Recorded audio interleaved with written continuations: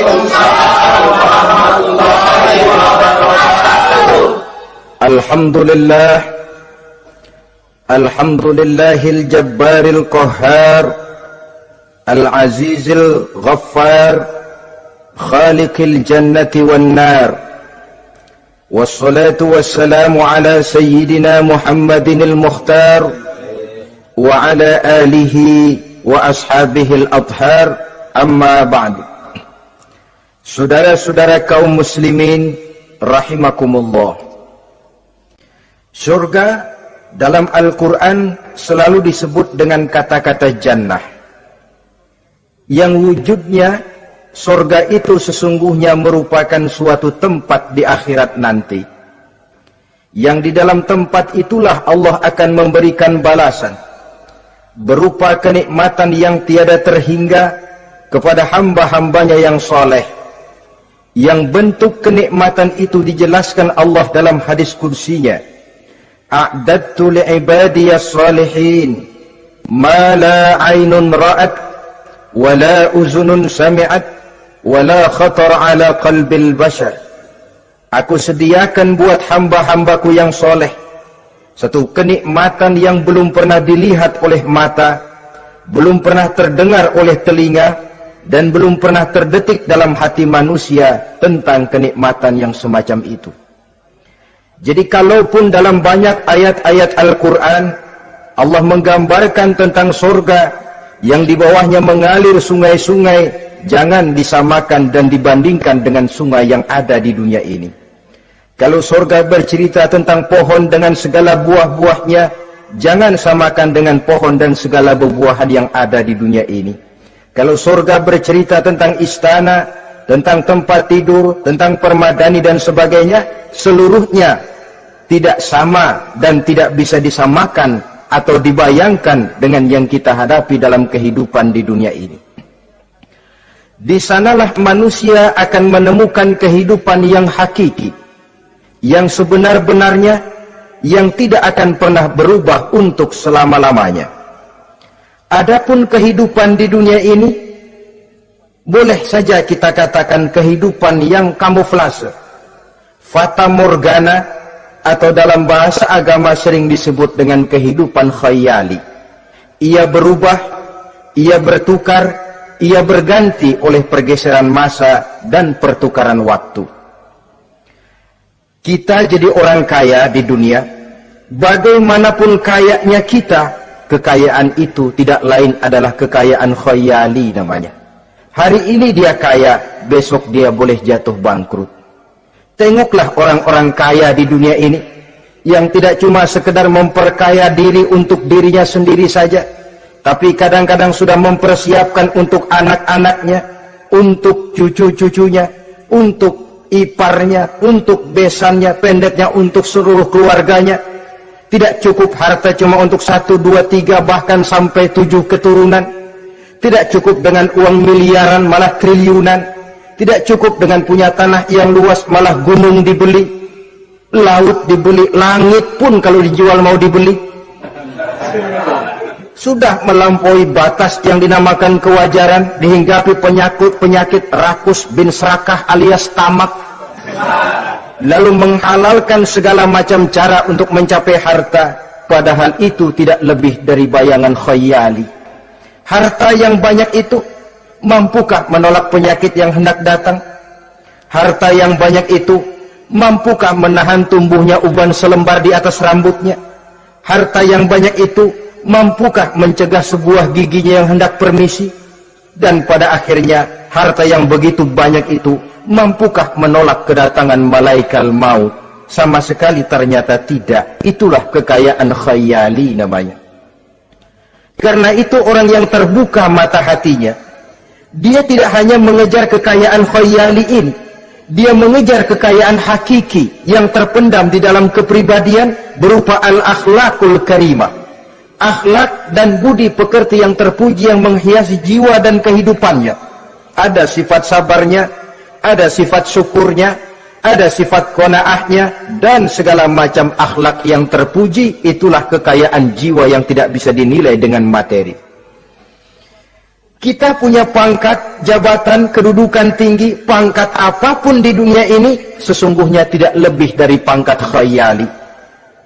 Buktinya bahwa dia pangkat khayali, pangkat di dunia ini selalu ada bekasnya. Saudara kenal ada bekas camat? Ada? Ada bekas lurah, ada bekas gubernur, ada bekas menteri, ada bekas presiden. Hari ini dia lurah, besok bekas lurah.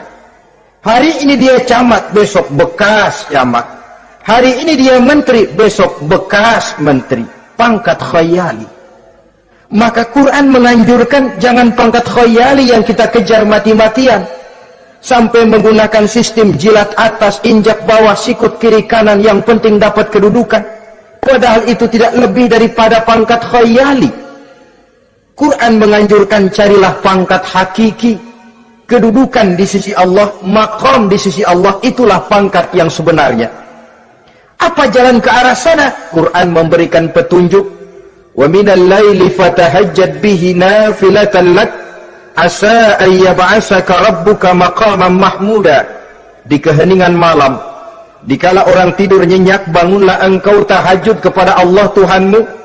Pasti kalau itu kau laksanakan, Allah akan menempatkan engkau di satu tempat yang terpuji, mendapat pangkat yang hakiki dan bukan sekedar pangkat khayali. Kita berusia muda, muda kita ini pun muda khayali. Berapa lama kita muda? Hari berubah jadi minggu, minggu bertukar menjadi bulan, pergi datanglah tahun. Pergeseran masa dan pertukaran waktu membuat kita jadi berubah.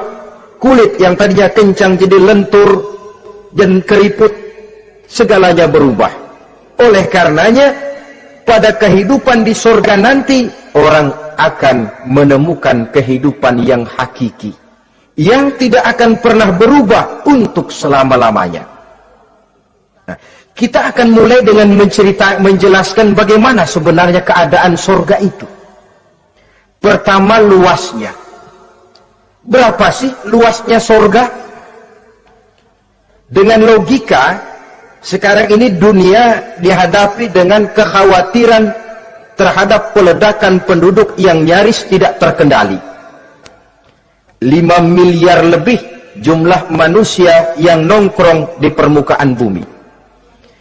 Tapi sesungguhnya planet bumi yang kita tinggali ini cuma satu planet kecil dari 9 buah planet yang berada dalam sistem tata surya matahari yang lazimnya kita namakan galaksi. Selain tata surya matahari yang namanya galaksi itu, masih terdapat lagi galaksi-galaksi lain yang dengan sendirinya juga dikitari oleh planet-planet lain. Dan bumi kita yang kita tinggali ini, yang dihuni oleh tidak kurang 5 miliar manusia, hakikatnya cuma setitik debu di tengah angkasa alam yang luas ini. Oleh karenanya, di dalam surah Ali Imran ayat 173, ayat 133, Allah Subhanahu wa ta'ala menjelaskan, "Wasari'u ila maghfiratin min rabbikum wa jannatin arduha as-samawati wal ardu u'iddat lil muttaqin." Bersegeralah kamu menuju ampunan Allah dan surga yang luasnya seluas langit dan bumi. Seluas langit dan bumi. Sedangkan langit oleh mata telanjang ini kan tidak pernah kelihatan. Yang nampak oleh kita biru di atas, itu cuma batas titik pandangan manusia yang terjauh. Dan konon itu adalah refleksi sinar matahari yang menyentuh air laut, melahirkan warna biru. Sedangkan hakikat langit itu sendiri sampai hari ini belum terjangkau oleh kemajuan ilmu pengetahuan. Sejauh-jauhnya manusia pergi baru ke bulan. Mungkin dalam beberapa tahun mendatang dia akan pergi ke planet-planet Mars dan planet-planet lainnya. Tapi itu masih terbatas dalam sistem tata surya matahari atau galaksi kita ini. Belum lagi sampai kepada langit yang pertama. Surga yang disediakan untuk orang-orang saleh ini luasnya seluas 7 lapis langit dan bumi. Jadi saudara tidak usah berpikir khawatir di surga nanti kehabisan kapling.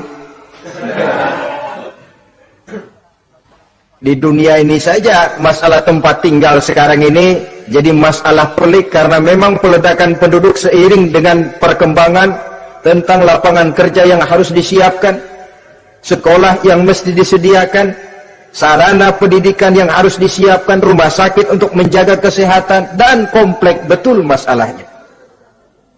Tetapi di surga nanti arduhas samawati wal ard, luasnya seluas 7 lapis langit dan bumi, satu keluasan yang hanya Allah saja yang maha tahu tentang batas-batasnya. Itu tentang luasnya surga. Lalu bagaimana keadaan di surga? Apakah ada bangunan-bangunan, taman-taman, kebun-kebun? Tentu ada.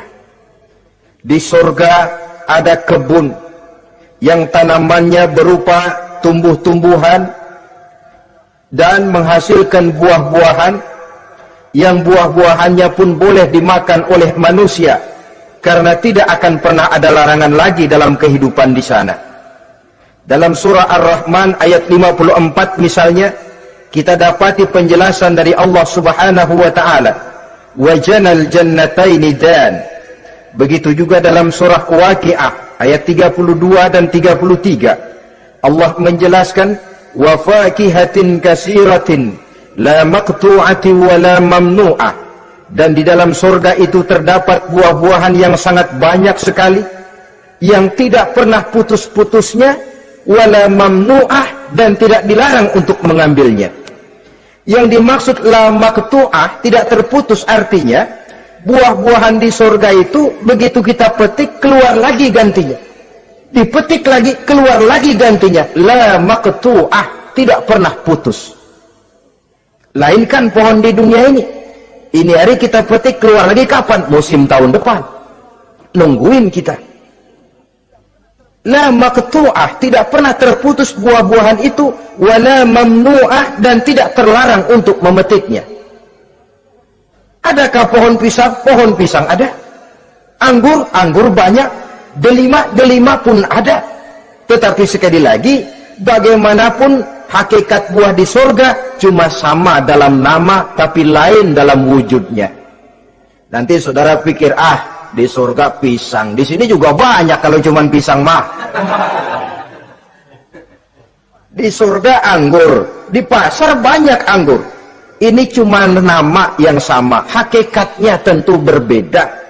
So kalau hakikatnya juga sama, ya nggak usah sampai ke akhirat, di sini pun cukup. Adanya nama-nama ini cuma untuk memberikan gambaran tentang buah-buah yang ranum, yang nikmat, yang lezat, dan yang digemari oleh manusia. Dan jangan heran, kalau di dunia ini biasanya pohon itu akarnya di bawah, buahnya yang di atas, maka di surga nanti terbalik pohon itu. Akarnya yang di atas, buahnya yang ke bawah. Sehingga orang nggak perlu tangga, dan ngambil buah tinggal metik saja, nggak perlu naik, nggak perlu manjat, nggak perlu bersusah payah. Saudara-saudara kaum muslimin rahimakumullah. Kemudian bangunannya bagaimana? Surga itu pun bertingkat. Di dalam Al-Furqan ayat 10, Allah Subhanahu wa taala menjelaskan, Tabarakallazi in syaa'a ja'ala laka khairan min dzalik jannatun tajri min tahtiha al-anhar wa yaj'al laka qusura. Maha suci Allah yang apabila ia menghendaki dijadikannya untuk kamu yang lebih baik daripada kehidupan dunia ini, yaitu surga yang di bawahnya mengalir sungai-sungai, dan dibangunkannya untuk kamu istana-istana di dalam surga. Jadi bangunan di surga pun berbeda sesuai dengan amalan orang yang masuk ke dalamnya. Seperti halnya perumahan di dunia ini, ada yang masuk kelas pondok indah, ada juga yang masuk kelas pondok pindah. Itu kan tidak sama itu. Ada pondok indah, ada pondok pindah. Sudah pondok pindah lagi. Kenapa bisa berbeda begitu? Ya tergantung kekuatan ekonominya. Makin tinggi nilai kekuatan ekonominya, makin mampu dia mendirikan istana di dunia. Tapi di surga nanti, yang bikin mampu bukan ekonomi. Yang bikin mampu adalah amalan pada waktu hidup di dunia. Makin banyak amalnya, dengan sendirinya makin baguslah istananya di surga. Tetapi yang namanya surga, dapat empernya juga sudah lumayan betul itu. Seemper-empernya surga masih jauh lebih baik daripada sebagus-bagus istana di dunia ini. Taj Mahal, bangunan yang mengagumkan. Istana Raja Persia, bangunan yang menggiurkan. Sehebat-hebatnya istana dunia, masih jauh lebih mending empernya surga. Konon ya, menurut satu riwayat, baunya surga itu sudah bisa dicium 40 tahun perjalanan. Menurut riwayat lain 500 tahun perjalanan. Menurut riwayat satu lagi 70 tahun perjalanan. Baunya surga sudah dapat dicium oleh manusia. Saudara-saudara kaum muslimin rahimakumullah. Nah, di dalam bangunan-bangunan surga itu, seperti halnya terdapatlah kamar-kamar ghuraf dalam istilah Quran itu, yang juga berisi divan, ranjang, tempat-tempat tidur yang indah-indah, dilengkapi dengan kasur-kasur yang tebal dan empuk, bantal dan permadani yang daripadanya bertahtakan emas. Terulah tempat tidur paling menggiurkan kita zaman sekarang ini yang namanya Dunlopillow atau Alga Spring Bed. Sejauh itu bayangan kita menggambarkan masih belum apa-apanya ketimbang tempat tidur yang ada di surga itu nanti. Saudara-saudara kaum muslimin, apakah juga penduduk surga makan, minum, memakai pakaian? Iya. Mereka akan beroleh gelas, piala, kendi, cerek, dan piring-piring yang terbuat dari emas dan perak. Tentu tidak usah gambarkan lagi macam emas dan perak di dunia. Emas dan peraknya akhirat, saudara-saudara. Tetap saja mala ainun ra'at, wala uzunun sami'at, wala khatara fi qalbil bashar. Belum pernah dilihat mata, belum pernah didengar telinga, dan belum pernah terdetik dalam hati manusia tentang wujud yang semacam itu. Apa pakaian mereka? Pakaian penduduk surga dari sutra yang lembut dan tebal, berwarna hijau. Kemudian saudara-saudara, sungai juga mengalir di sana. Mata airnya antara lain berwarna jernih, ada yang air susu, ada yang sungai madu, ada yang khamar atau sungai arak, dan penduduk surga boleh meminumnya, tidak ada larangan sama sekali. Timbul pikiran konyol, kalau di surga orang pada minum arak, apa banyak yang teler di surga? Ya tentu tidak. Sebab di sana saya katakan tadi kehidupan yang hakiki. Segalanya diperbolehkan, segalanya dipersilahkan.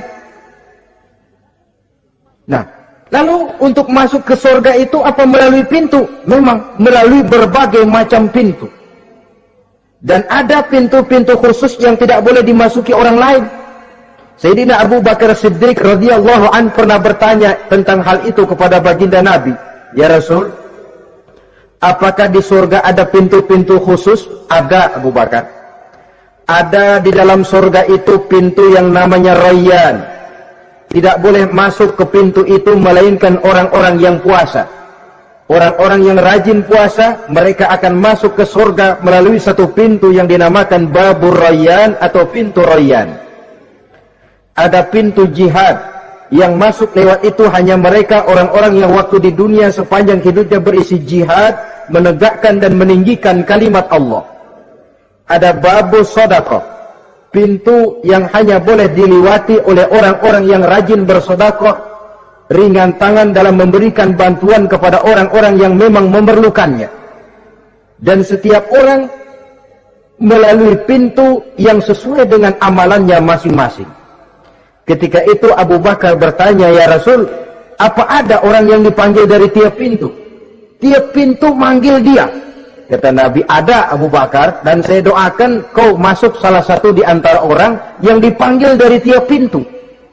Ini orang multi komplek ini. Puasa, dia ahli puasa. Soal jihad, sepanjang hidupnya dia jihad. Sedekah memang tangannya pemurah. Tahajud memang tiap malam. Sementara itu akhlaknya luhur. Tiap pintu manggil dia. Dalam hadis ada juga perempuan yang bernasib baik. Dijelaskan oleh Nabi, iza sallatil mar'atu khamsaha wa shamat shahraha wa hafizat farjaha wa ata'at zawjaha qila laha udkhuli min ayyi abwabil jannati syi'ti. Apabila seorang perempuan dia kerjakan solat yang 5 waktu, dia puasa di bulan Ramadan, dia jaga kehormatan dirinya, kemudian dia taat kepada suaminya, di akhirat nanti dikatakan kepada perempuan tadi, wahai perempuan, udkhuli min ayyi abwabil jannati syi'ti. Masuklah kamu ke dalam surga dari pintu mana saja yang kamu mau. Disuruh pilih, saudara-saudara. Nah, kalau kita waktu di dunia ini tidak ada keistimewaan amal, bingung mau masuk pintu mana. Ramadan puasanya kayak gendang. Depan doang sama belakang, penutupan sama pembukaan, peserta kehormatan. Tengah-tengahnya kosong. Nanti mau masuk pintu royan, ditanya, ini pintunya orang yang puasa. Kamu puasa Ramadan? Puasa juga sih. Puasa juga sih bagaimana? Iya, pembukaan sama penutupan. Tengahnya kosong, nggak bisa lewat pintu sini, cari pintu lain saja. Mau masuk kita lewat pintu jihad, ditanya lagi, kamu lewat sini apa merasa pernah berjuang membela agama waktu di dunia? Mau lewat pintu sholat, apa kau termasuk orang yang konsekuen menjaga sholat? Bersyukurlah kita kalau tiap pintu memanggil. Kalau tidak, adalah salah satu amal kita yang menunjukkan keistimewaan kita. Karena itu beramal nggak perlu banyak, yang penting rutinnya, istiqomahnya. Ahabbul a'mali indallah adwamuha wa in qalla. Amalan yang paling dicintai Allah yang dikerjakan secara tuntas walaupun tidak banyak. Saudara baca ayat Quran nggak banyak, satu malam cuma 3 ayat, tapi rutin tiap malam 3 ayat, tiap malam 3 ayat. Itu lebih dicintai Allah daripada sekali ngaji 1 juz, terus 3 bulan nggak ngaji-ngaji. Lebih baik yang sedikit-sedikit ini tapi rutin, dia akan menjelma menjadi amalan yang banyak daripada sekalinya banyak lalu ke belakangnya tidak ada sama sekali. Hendaknya ada amalan-amalan kita yang menunjukkan keistimewaan dan kelak akan menjadi pintu yang kita tempuh di surga nanti. Apabila kita sudah melalui pintu-pintu surga itu dan tinggal di dalamnya dengan pakaian, dengan perhiasan, dengan makanan dan minuman sebagai yang saya sebutkan tadi, maka kita pun dalam kehidupan di sana akan dilayani oleh pelayan-pelayan muda. Yatufu alaihim wildanun mukhalladun. Pelayan-pelayan yang muda itu keliling melayani apa keperluannya dan tidak pernah tua pelayan itu, sebagaimana kita pun tidak akan pernah tua. Pendeknya sudah jadi king of king di surga itu. Jadi raja di raja. Fasilitas serba cukup, apa yang kita mau tersedia, tidak ada larangan dan pelayan seperlunya diberikan kepada kita. Nah, bagaimana keadaan penduduk surga?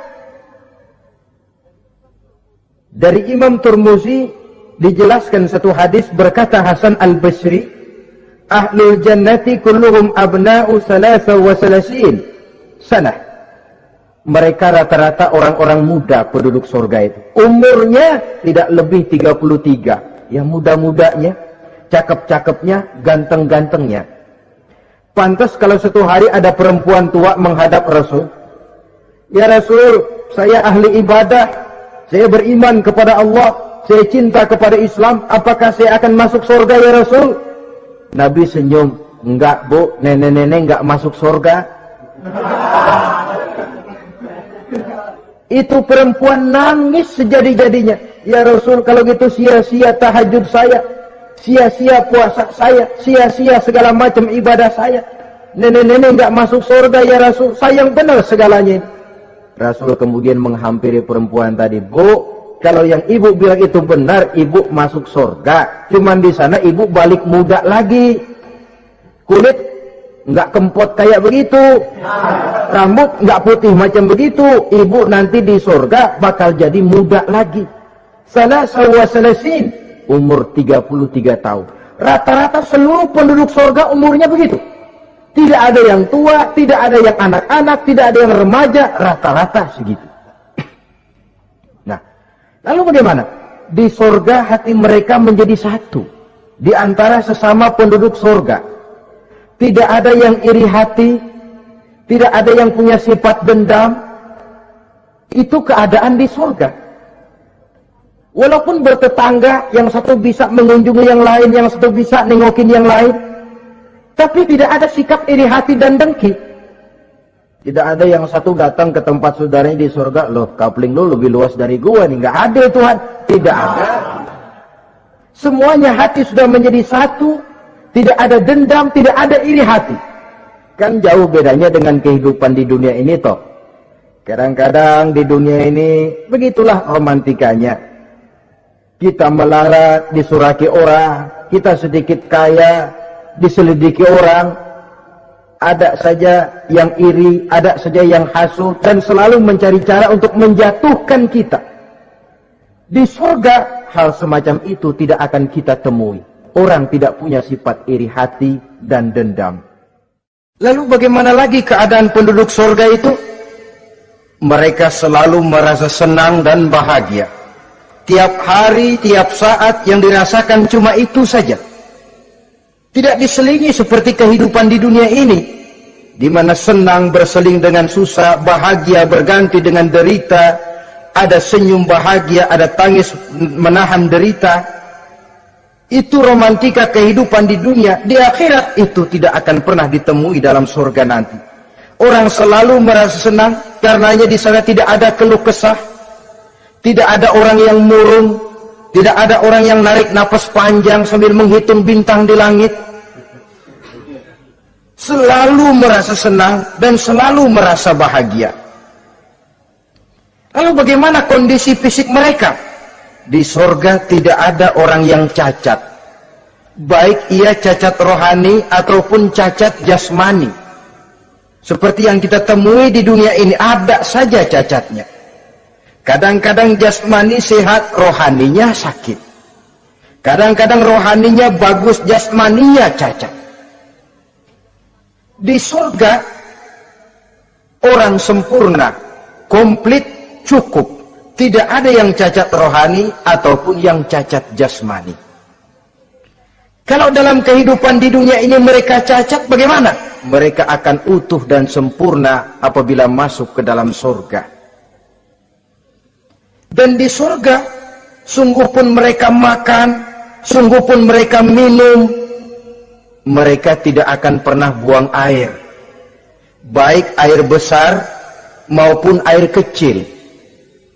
Sebab kalau makan dan minum di surga harus buang air, tentu malaikat harus menyediakan WC.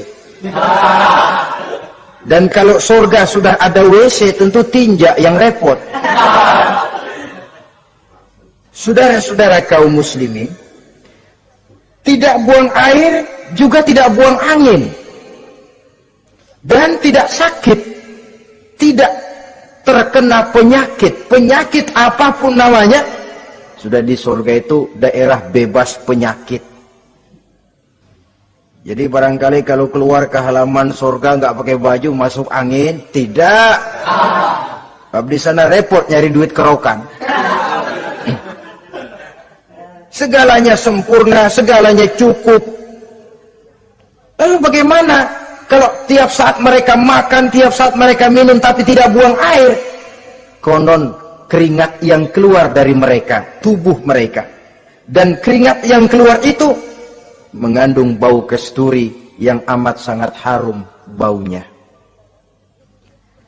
Saudara-saudara, kemudian penduduk surga itu oleh Allah diberikan teman hidup yang namanya bidadari. Makhluk Allah yang teramat sangat cantiknya, yang tidak bisa kita bayangkan macam apa cantiknya. Barangkali kalau kita menonton film, kita kagum dengan bintang-bintang film kenamaan yang cantiknya selangit. Itu mah belum ada seujung kukunya dari para bidadari. Mereka dalam Quran disebut azwajun mutahharah, istri yang disucikan. Apa pengertian suci di sini? Belum pernah tersentuh sebelumnya, baik oleh manusia, baik oleh jin, baik oleh malaikat sekalipun. Jadi memang orisinil, build up dari sononya belum kepake. Khusus untuk manusia yang masuk surga. Belum pernah kepegang sama manusia. Jangankan manusia, jin dan malaikat saja belum pernah megang. Lainkan di dunia sekarang ini, kita mau cari barang orisinil sudah repot. Ya mujurlah kalau saudara menemukan seorang gadis yang orisinil paten, masih build up, barangkali mujur. Tapi umumnya terutama di kota-kota besar, ya sudah, kita dapat second hand juga masih lumayan.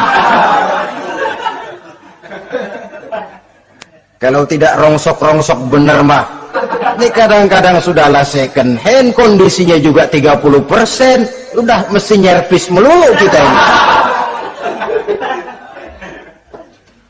Saudara-saudara, azwajun mutahharah belum pernah tersentuh oleh siapapun.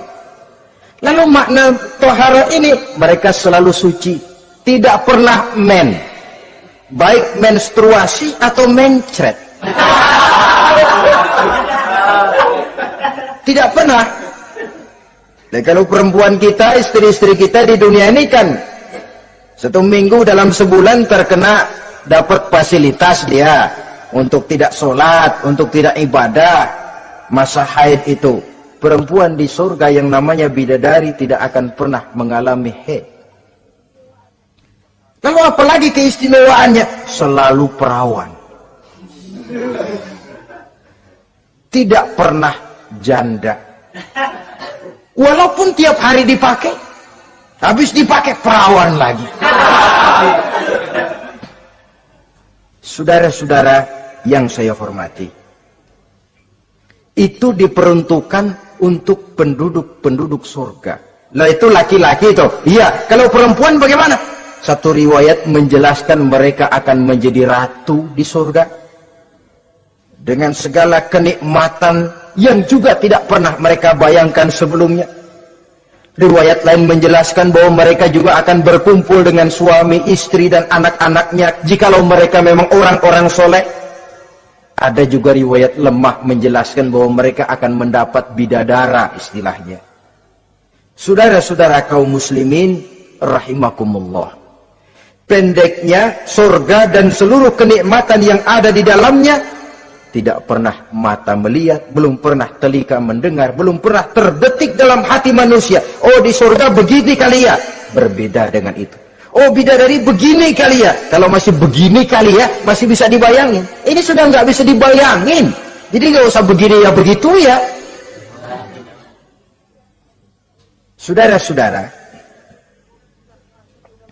apabila orang sudah masuk ke dalam surga, bertemu dengan sesama teman waktu di dunia, surah At-Tur menjelaskan ayat 25-26, wa aqbala ba'duhum ala ba'di yatasaalun qalu inna kunna qablu fi ahlina mushfikin famanna Allahu alaina wa waqana azabas samum. Apabila mereka telah masuk ke dalam surga, sebagian yang lain berkunjung kepada sebagian yang lain. Cara kita belah sono, ini teman kita dulu waktu di dunia, yuk samperin yuk. Ba'duhum ala ba'di yatasaalun, saling tanya menanya. Kalau istilah kita, sampai juga kemari? Iya. Oh, saya waktu di dunia dulu sebenarnya sudah khawatir, takut mendapat azabnya Allah. Tapi Allah memberikan karunia kepada saya diselamatkan dari azab, dari mara bahaya neraka, sampailah saya ke dalam surga ini. Alhamdulillah. Bagaimana kabarnya ente? Alhamdulillah, saya juga sampai ke surga ini? Si fulan bagaimana? Nyangkut kali dia mah di neraka. Yatasa'alun, saling tanya menanya hal ihwal dan keadaan mereka. Tapi satu hal yang jelas saudara-saudara, di surga nanti itu tidak ada perkataan yang sia-sia, tidak ada ucapan kotor, tidak ada omongan keji, dan tidak ada omongan kosong. Tidak ada omongan yang sia-sia, ucapan-ucapan yang kotor, mencaci maki, itu tidak ada. Karena sifat marah pun tidak ada dalam surga. Kalau di sini kadang-kadang sedikit marah sudah semrawut, kata-kata kita sudah out of control. Di sana tidak ada kata-kata kosong yang tidak ada manfaat dan tidak ada gunanya. Saudara-saudara kaum muslimin rahimakumullah. Kemudian yang terakhir, kita akan membicarakan apa saja nama-nama surga itu dan siapa calon orang-orang yang masuk ke dalamnya. Pertama, yang dinamakan Jannatul Firdaus atau surga Firdaus. Surga Firdaus ini oleh Allah Subhanahu wa taala disediakan untuk orang yang dijelaskan dalam surah Al-Mu'minun ayat 1 sampai dengan 11. Qad aflahal mu'minun, beruntunglah orang-orang yang beriman. Jadi kalau saudara ingin dapat kapling di tempat yang namanya Firdaus, itu boleh pesan mulai sekarang. Nafas masih ada, Allah masih memberikan kesempatan untuk hidup, pesan tempat dari sekarang. Apa harga karcisnya? Pertama, qad aflahal mu'minun, harus beriman. Ini syarat mutlak. Tidak beriman, nggak usah minta karcis. Minggir. Ini karcis pertama harus untuk orang yang beriman. Setelah itu yang kedua apa? Allazina hum fi salatihim khashi'un. Mereka yang khusyuk di dalam solatnya. Jadi untuk mendapat tiket ke surga Firdaus itu setelah beriman khusyuk di dalam solat. Artinya khusyuk tarkul ghair li ajlil amal. Meninggalkan yang lain dan hanya memfokuskan diri kepada satu pekerjaan yang sedang dihadapi. Kalau kita makan sambil ngobrol, itu namanya makannya nggak khusyuk. Sebab ada sambil ngobrolnya. Nah, sholat yang khusyuk, sholat yang di dalamnya tidak berisi yang lain kecuali sholat itu. Meninggalkan yang lain dan hanya memfokuskan diri saja untuk melaksanakan suatu amalan. Dan sholat khusyuk itu berat. Kadang-kadang waktu mau sholat kita nggak ingat apa-apa. Begitu sudah masuk takbir yang kita lupa malah kita ingat. Itu kurang ajarnya iblis. Mau sholat nyari dompet nggak ketemu, begitu takbir. Aduh, dompet di atas meja. Ini kalau sembahyang lama-lama digerataki orang nanti nih. Mulai kocar kacir sholat kita. Makanya kata Imam Nawawi, sudah dinamakan khusyuk untuk tingkatan orang awam, kalau pada waktu takbir dia ingat Allah. Segitu aja dulu dah tingkatan orang awam itu. Sebab yang namanya khusyuk itu hudurul qalbi wa sukunul jawarih. Hatinya ikut sholat, anggota badannya tenang tentram di waktu sholat, khusyuk. Kalau waktu sholat garuk sono, garuk sini, kaki ketekas, ketekus. Terus sudah anggota badannya nggak khusyuk. Atau anggota badannya tenang, tentram, nggak gerak-gerak, cuma hatinya ngayab kemana-mana. Badannya di musola, hatinya di pasar. Itu juga nggak khusyuk. Dan itu berat. Karena itu, ini syarat kedua untuk mendapat tiket ke Firdaus. Imam Ali saja pernah dites oleh Rasul. Ya Ali, saya ya Rasul, kalau kau bisa sembahyang khusyuk, aku boleh kasih kau serban. Kamu boleh pilih yang hijau atau yang putih nanti. Baik ya Rasul, sembahyang beliau 2 rakaat. Selesai salam ditanya, yang mana sorbannya Li? Kata Imam Ali, yang hijau ya Rasul. Belum nengok, udah yang hijau ya Rasul. Kata Nabi, kalau begitu ente nggak khusyuk Li. Kenapa? Mungkin tadi waktu sujud mikirin, ntar kalau gue ditawarin milih yang hijau aja dah. Belum nengok sudah menjawab. Saudara-saudara, yang ketiga, wallazina hum 'anil lagwi mu'ridun. Orang-orang yang menghindarkan diri dari ucapan dan perbuatan yang sia-sia, yang tidak ada gunanya. Ini tiket yang syarat yang ketiga untuk mendapat tiket ke Firdaus itu, menghindarkan diri baik dari ucapan ataupun perbuatan yang sia-sia, yang tidak ada nilainya, baik dalam pandangan manusia, lebih-lebih lagi dalam pandangan Allah. Yang keempat, wallazina hum lizzakati fa'ilun. Mereka yang aktif membayar zakat. Kemudian yang kelima, wallazina hum lifurujihim hafizun illa ala azwajihim aw ma malakat aymanuhum fa innahum ghairu malumin. Orang-orang yang memelihara kehormatan dirinya kecuali kepada istrinya atau kepada budak sahayanya, pandai mengendalikan nafsu, tidak terperosok memperturutkan syahwatnya. Yang keenam, wallazina hum li amanatihim wa ahdihim raun. Orang yang pandai menjaga amanah dan pandai menepati janji. Saudara-saudara, kalau janji ditepati, sebab janji adalah hutang. Yang ketujuh, wallazina hum ala sholawatihim yuhafizun. Mereka juga selalu memelihara, tidak cuma sekedar khusyuk, tapi memelihara solat dengan baik. Ayat ke-11 dari Al-Mu'minun ini ditutup oleh Allah dengan jelas, ulaika humul warisun allazina yarisuna al-firdausa hum fiha khalidun. Mereka itulah para ahli waris yang akan menerima warisan berupa surga Firdaus dan mereka kekal di dalamnya. Kalau tadi sudah kita tangkap bahwa begitu besar kenikmatan yang ada di dalam surga, ternyata barang yang mahal memang tidak mudah untuk didapat. Saudara-saudara, inilah surga Firdaus. Adapun yang kedua, nama surga itu disebut dalam Quran Jannatu Adnin, surga Aden. Untuk siapa mereka? Dalam surah Ar-Ra'd ayat 22 dan 23 Allah menjelaskan, wallazina sabaru ibtigha'a wajhi rabbihim wa aqamus shalah wa anfaqu mimma razaqnahum sirran wa alaniyah wa yadra'una bil hasanati sayyi'ata ulaika lahum uqbad dar jannatu adnin yadkhulunaha.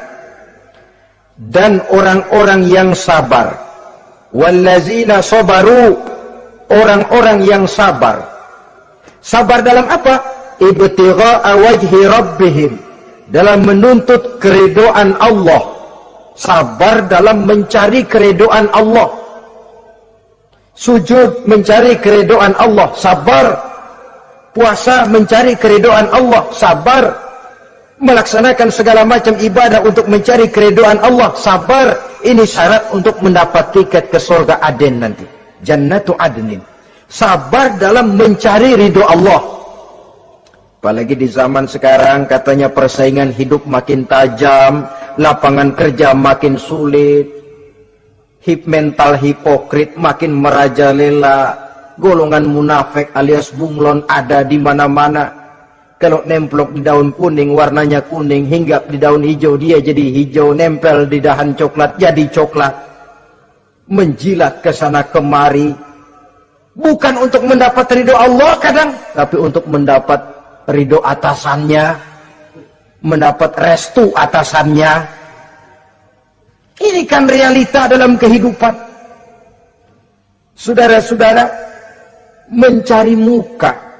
Padahal seorang muslim ibtigha'a wajhi rabbihim, sabar dalam mencari ridho Allah. Lalu wa aqamus shalah, mereka mendirikan salat. Di sini hanya pengertian umum, mendirikan salat. Kalau dalam Firdaus tadi ditegaskan, tidak cuma sekedar mendirikan, tapi juga khusyuk dan memelihara. Ini mendirikan, saudara-saudara. Maaf, ada orang yang mengerjakan sholat, ada orang yang mendirikan sholat. Apa bedanya itu? Kalau mengerjakan sholat cuma sekedar gugur kewajiban. Pokoknya gugur kewajiban beres. Kadang-kadang pulang sembahyang Jumatnya bersendal.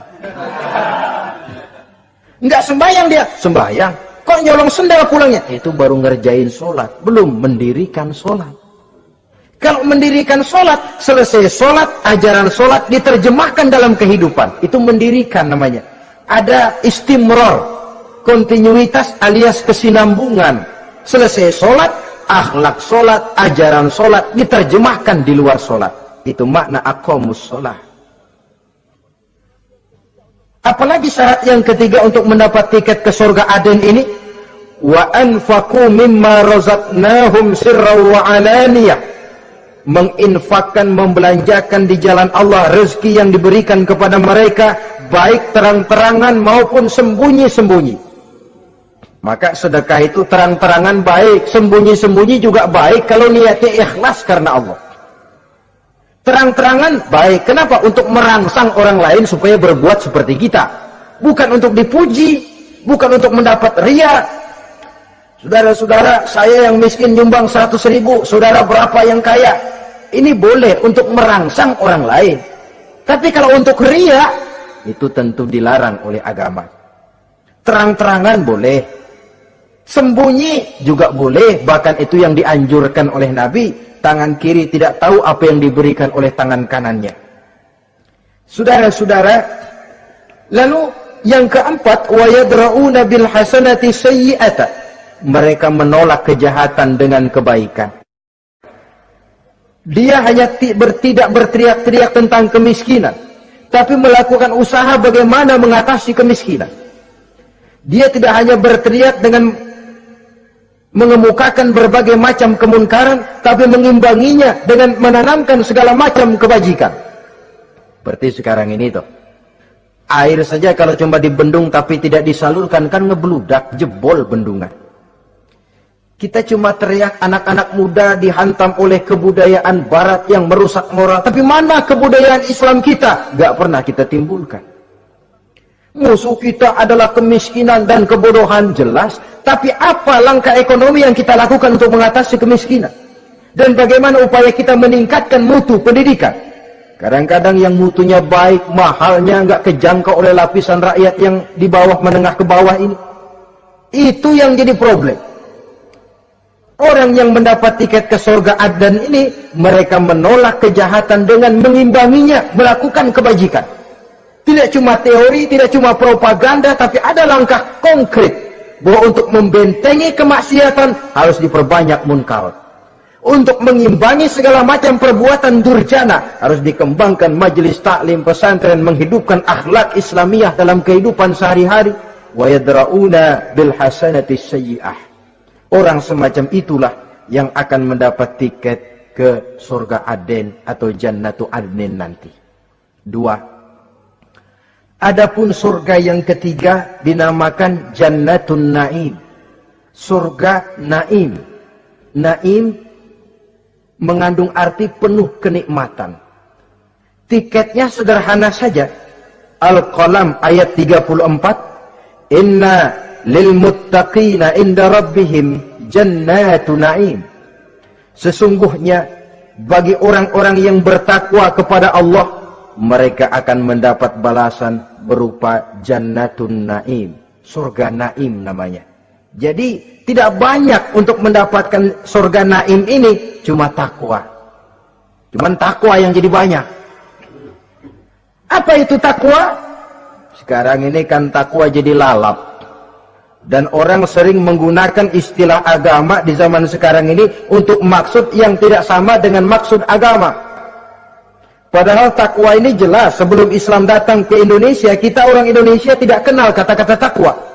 Maka kalau harus menggunakan kata takwa, pengertiannya harus dikembalikan kepada pengertian Islam. Ini sih enggak. Orang yang mana aja kalau dilantik, bertakwa kepada Tuhan yang Maha Esa, bertakwa. Sampai membleh ke bibir. Bertakwa. Tapi kalau sudah megang jabatan, kadang-kadang takwa ngalor dia ngidul. Tidak relevan lagi. Lalu apa sih yang namanya takwa itu? Sederhana saja. Imtisalul awamir wajtinabun nawahi, itulah takwa. Melaksanakan segala yang diperintah, menjauhi yang dilarang, itu takwa. Menjalankan perintah dengan meninggalkan larangan, apa bedanya? Kalau melaksanakan perintah boleh sesuai dengan kemampuan, tapi menjauhi larangan mutlak. Laksanakan perintah Allah sesuai dengan kemampuanmu, tapi tinggalkan larangan Allah mutlak. Mampu tidak mampu, tinggalkan. Enak kalau ada perintah, jauhi larangan Allah semampu kamu. Ya enak, tinggal kita milih. Saya belum mampu ninggal teler itu, lezat itu, belum mampu. Yang boleh semampu kita melaksanakan perintah. Sholat semampu kita, asal jangan mampu lalu pura-pura tidak mampu. Puasa semampu kita, jihad semampu kita. Tapi kalau sudah meninggalkan larangan mutlak, mampu tidak mampu, harus ditinggalkan.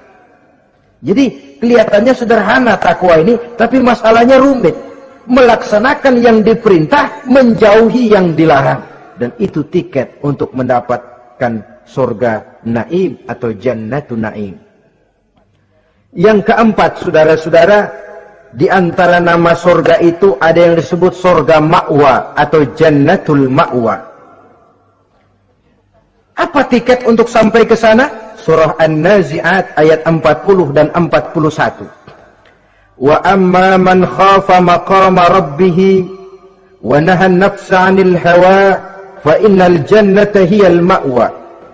Sesungguhnya orang-orang yang takut kepada larangan Tuhannya, wa naha an-nafsa 'anil hawa, dan sanggup mengendalikan nafsu, sanggup mengendalikan diri dari memperturutkan hawa nafsu, fa innal jannata hiyal ma'wa. Surga ma'walah tempat tinggalnya nanti. Jadi tiket ke jannatul ma'wa ini, pertama, khafa maqama rabbih, takut kepada batas-batas yang telah ditentukan oleh Tuhannya. Ini batasnya, kamu jangan nyebrang ke sini. Ini batas yang halal, ini yang haram, ini yang hak, ini yang batil, ini yang ma'ruf, ini yang munkar. Orang yang ingin mendapat tiket ke ma'wa, dia takut batas-batas itu. Lalu sanggup mengendalikan diri, tidak sampai memperturutkan hawa nafsunya. Itu tiket ke surga ma'wa. Yang kelima dinamakan surga Darussalam atau Jannah Darussalam.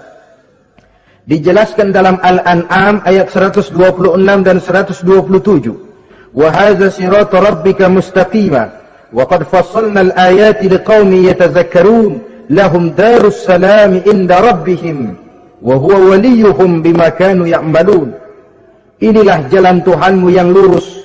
Telah kami pisahkan ayat-ayat kami bagi kaum yang mau berpikir. Jadi kelihatan di sini untuk mendapat tiket ke Darussalam, istiqomah mengikuti jalan lurus, istiqomah berpegang kepada Islam, dan pandai membedakan apa yang memang oleh Allah sudah dibedakan. Antara yang hak dan batil, antara yang benar dan salah, dan selalu ingat kepada ayat-ayat Allah. Itu surga Darussalam. Yang keenam dinamakan Darul Muqamah. Siapa penghuninya? Surah Fatir ayat 34-35. Wa qalu alhamdulillahillazi azhaba 'anna al-hazan inna rabbana laghafurun syakur allazi ahallana darul muqamah min fadlihi la yamassuna fiha nasabun wa la yamassuna fiha lughub. Yaitu orang-orang yang senantiasa bertahmid, memuji kebesaran Allah Subhanahu wa taala. Mereka akan mendapatkan darul muqamah.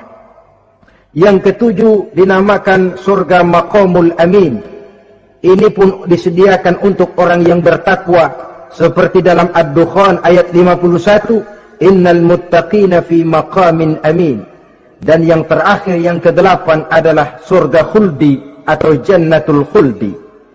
Dalam surah Al-Furqan ayat 15 dijelaskan, qul adzalika khairun am jannatul khuldi allati wa'idal muttaqun kanat lahum jazaan wa masira. Saudara-saudara kaum muslimin rahimakumullah, oleh terbatasnya waktu inilah sekelumit tentang sorga dan calon-calon penghuninya. Mudah-mudahan dijadikan kita oleh Allah termasuk salah seorang di antara calon-calon yang kelak akan menjadi penghuni sorga, mendapat kenikmatan yang kekal dan abadi di dalamnya. Amin ya rabbal alamin.